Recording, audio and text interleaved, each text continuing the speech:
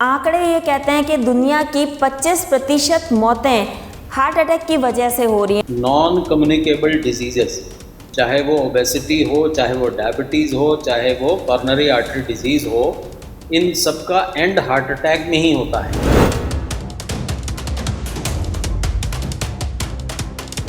ये बिल्कुल latest research में सामने आया है कि हार्ट अटैक से डेड होने वाली जो कोशिकाएं हैं, जो सेल्स हैं, उनको हार्मोन के जरिए दोबारा जीवित किया जा सकता है।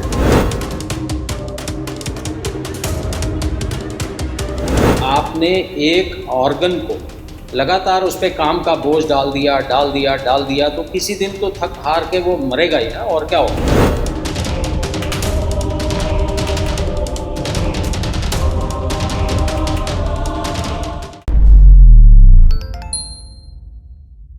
नमस्कार, D5 चैनल हिंदी देख रहे दर्शकों का मैं वंदना स्वागत करती हूं। आज एक बार फिर हम जुड़े हैं homeopathic expert doctor HK Kharbanda ji से। डॉक्टर खरबंदा, आपका बहुत बहुत स्वागत है हमारे इस प्रोग्राम में। धन्यवाद वंदना जी, नमस्कार सभी को। डॉक्टर खरबंदा, आजकल हार्ट अटैक बहुत ज़्यादा सुनने में आ रहा है। यहाँ तक कि आंकड़े ये कहते हैं कि दुनिया की 25% मौतें हार्ट अटैक की वजह से हो रही हैं, और इन दिनों तो कुछ ज़्यादा ही सुनने में आ रहा है हार्ट अटैक। तो इस पे नई रिसर्च भी आई है। आज हम हार्ट अटैक पे ही बात करेंगे कि हार्ट अटैक क्यों होता है। बहुत अच्छा सवाल है वंदना जी। नॉन कम्युनिकेबल डिजीजेस, चाहे वो ओबेसिटी हो, चाहे वो डायबिटीज़ हो, चाहे वो कॉर्नरी आर्टरी डिजीज़ हो, इन सब का एंड हार्ट अटैक में ही होता है। और ये आजकल लाइफस्टाइल जब से हमारा बदला है, जब से और लोग गांव से शहरों की तरफ आ गए हैं और डेस्क जॉब पे आ गए हैं, तो ये बहुत ज़्यादा प्रेवलेंस इसकी बढ़ गई है। बिल्कुल आपने सही कहा कि विश्व भर में जितनी भी मौतें होती हैं उसका 25% हार्ट अटैक को जाता है। अटैक क्यों आता है? अटैक तब आता है जब आपने एक ऑर्गन को लगातार उस पर काम का बोझ डाल दिया तो किसी दिन तो थक हार के वो मरेगा ही ना, और क्या होगा। तो हार्ट इज़ ए मसल, इसमें कोई बोन नहीं होती, 4 चेंबर होते हैं, लेकिन बड़ा मसल इसको बोलते हैं। और मेजर आर्टरी से इसमें ब्लड सप्लाई होता है, और ये नॉन स्टॉप 24 घंटे पंप की तरह काम करता है। लेकिन कभी अगर इसकी आर्टरीज ब्लॉक हो जाएं, जो इसको खुद को सप्लाई करती हैं, तो वो आर्टरीज जब ब्लॉक हो जाती हैं तभी, या अगर समय से पता लग जाए तो एंजाइना की पेन शुरू हो जाती है। एंजाइना की पेन होती है जब इंसान एक्सर्ट करता है, सीढ़ियाँ चढ़ता है या तेज़ ज़्यादा चलता है, तो हार्ट यहाँ दर्द होना शुरू हो जाता है। ये हार्ट का सबसे पहला सिम्टम्स है, ब्रेथलेसनेस ऑन एक्सर्शन। जब आपका सांस फूलने लग जाए, जब आप एक्सर्ट करते हैं, तो वो हार्ट का पहला सिम्टम। तो अगर तो आप यहाँ इस सिम्टम्स को पहचान लेते हैं, इसको पकड़ लेते हैं, और जो आपकी नाड़ी आपकी ब्लॉक है उसमें स्टंट डलवा लेते हैं या बाईपास सर्जरी करा लेते हैं, तो आप हार्ट अटैक से बच जाते हैं। लेकिन अगर आप इसको नहीं पहचानते, इसको इग्नोर कर देते हैं, तो एक दिन हार्ट अंडर प्रेशर काम कर रहा होता है, तो एक दिन हार्ट थक के कमज़ोर हो जाता है और वो सप्लाई कुछ हिस्से को रुक जाती है, और वो फिर वो हिस्सा डैमेज हो जाता है, परमानेंट डैमेज, वो रिवर्स नहीं होता। तो जो आप नई रिसर्च की बात कर रहे थे, मैं उस पर ही आ रहा हूँ। तो ये चूहों पे प्रयोग सफल हो चुका है। तो जो डेड सेल्स हैं, उनको ये हार्मोन्स के जरिए रिवाइव करने की बात पे रिसर्च हुई है। इसी रिसर्च की मैं आज आपसे बात कर रहा हूँ कि ये जो रिसर्च है यूनिवर्सिटी ऑफ कैलिफोर्निया में हुई है।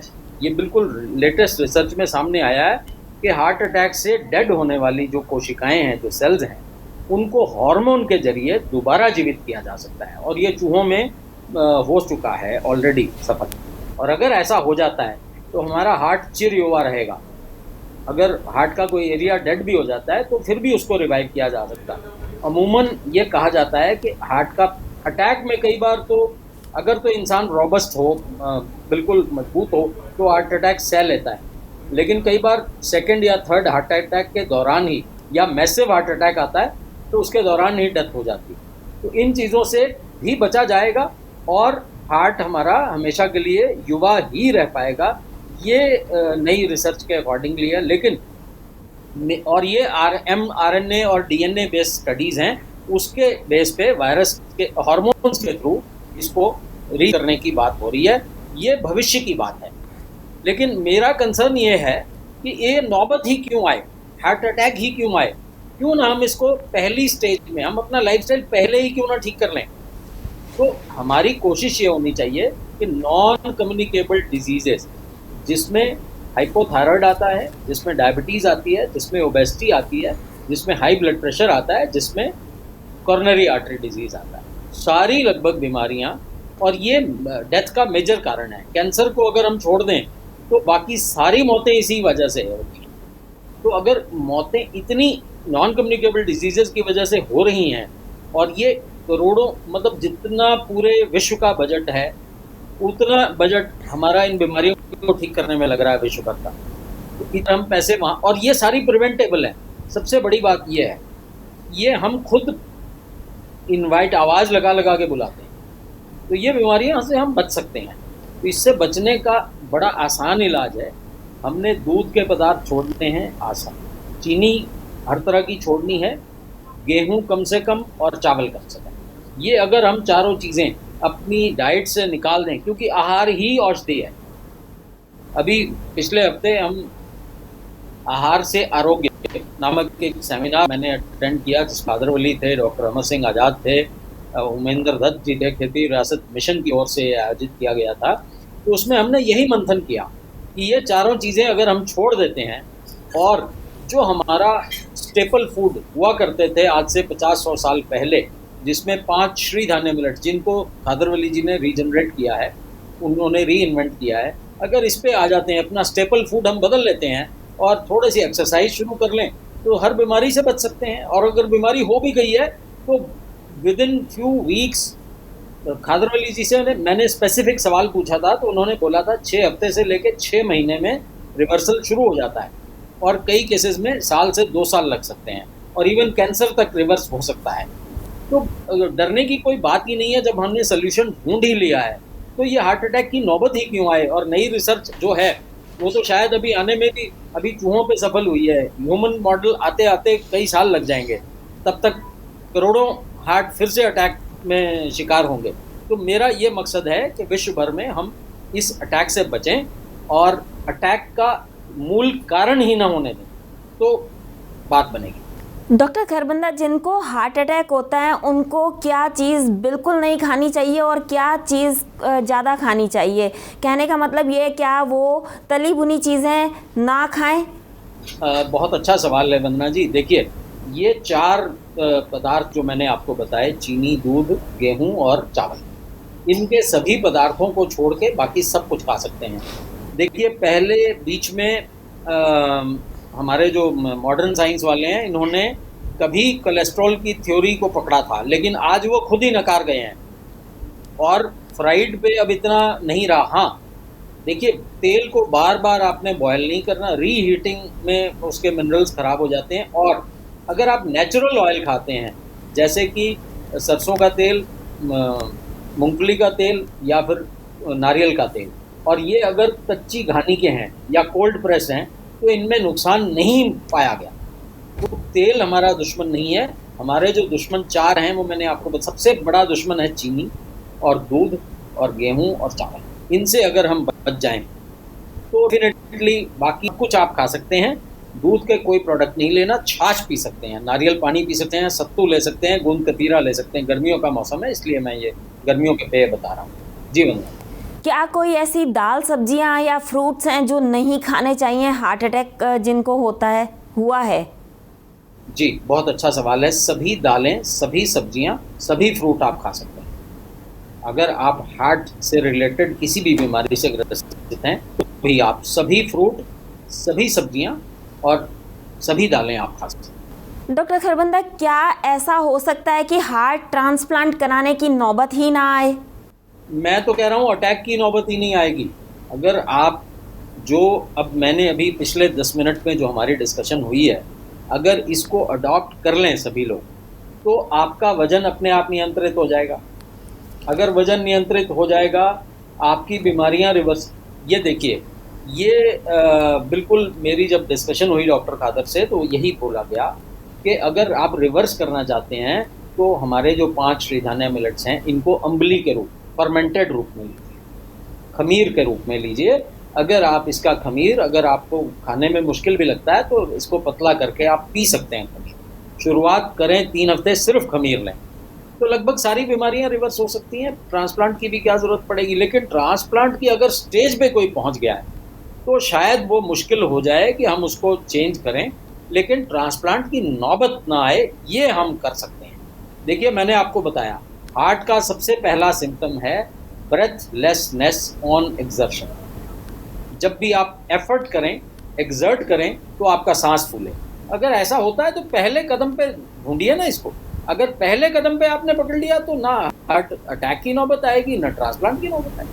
डॉक्टर खरबंदा, हार्ट अटैक वालों का डेली रूटीन क्या होना चाहिए, यानी कि सुबह से लेकर शाम तक उन्हें क्या खाना पीना चाहिए, कैसे रहना चाहिए, कितना वर्क करना चाहिए, कितना वर्कआउट करना चाहिए, इस बारे में बताएं। ठीक है, बहुत अच्छा सवाल है।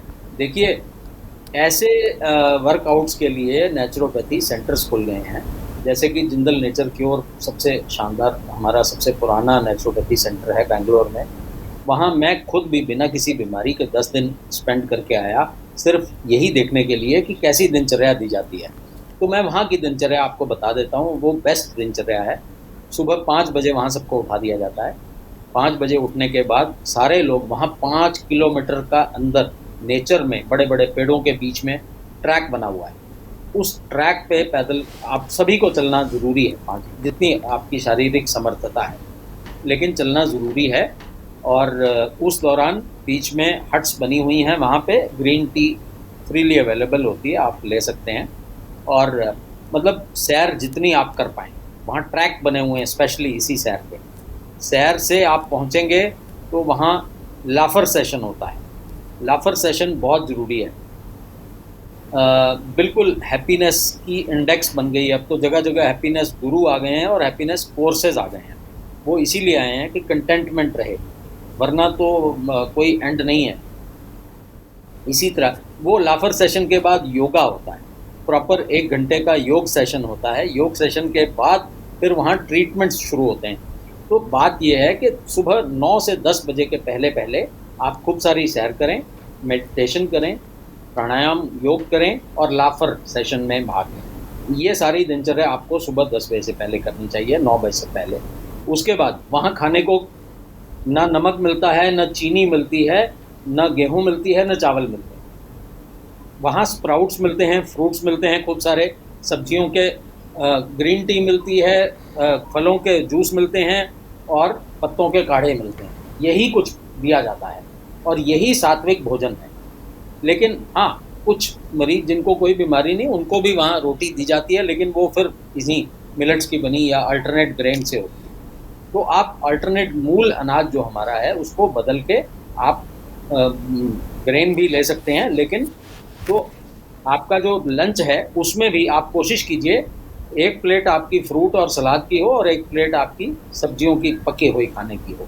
पके हुए खाने में 4 कटोरियाँ दाल ले लीजिए, सब्जी ले लीजिए, और जो ग्रेन का हिस्सा है वो कम होना चाहिए। अगर आपने रोटी भी खानी है तो मिलेट के आटे की बनी हुई 1 आधी रोटी खा सकते हैं, या थोड़े से चावल, आप स्मार्ट वाले चावल ले सकते हैं। और ये आपका लंच हो गया। शाम को आप ग्रीन टी ले सकते हैं, आप काढ़ा ले सकते हैं, आप किसी भी हर्ब की टी ले सकते हैं, आपकी श्रद्धा है। सारी जड़ी बूटियाँ डाल के खुद ही बना लीजिए, बहुत बढ़िया है। और साथ में कुछ भुने हुए चने ले सकते हैं। कोई भी, देखिए, प्रोसेस्ड फूड से हमने दूर रहना है। नेचुरल फूड जो कुदरत से जैसे मिला है वो खाना हमारा हिस्सा होना चाहिए। प्रोसेस वाला फूड नहीं, जो फैक्ट्रियों में फूड बना है वो आपको सेहत नहीं देता। तो फैक्ट्री से बाहर का फूड आपको सेहत देगा, जो घर के माहौल में आपको कुदरती फॉर्म में दिया जाता है, वहाँ सेहत है। और शाम का, रात का खाना जल्दी आप थोड़ा सा खाएं और समय से सो जाएं। ये आपकी रूटीन होनी चाहिए। हाँ, सुबह वाली सैर बिल्कुल ना भूलें, ना मेडिटेशन भूलें, ना योग भूलें और ना लाफर सेशन।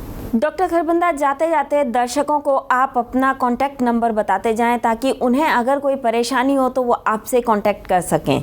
जी वंदना जी, बिल्कुल। मैं व्हाट्सएप पे उपलब्ध रहता हूँ। कॉल कृपया न करें तो ज़्यादा अच्छा है।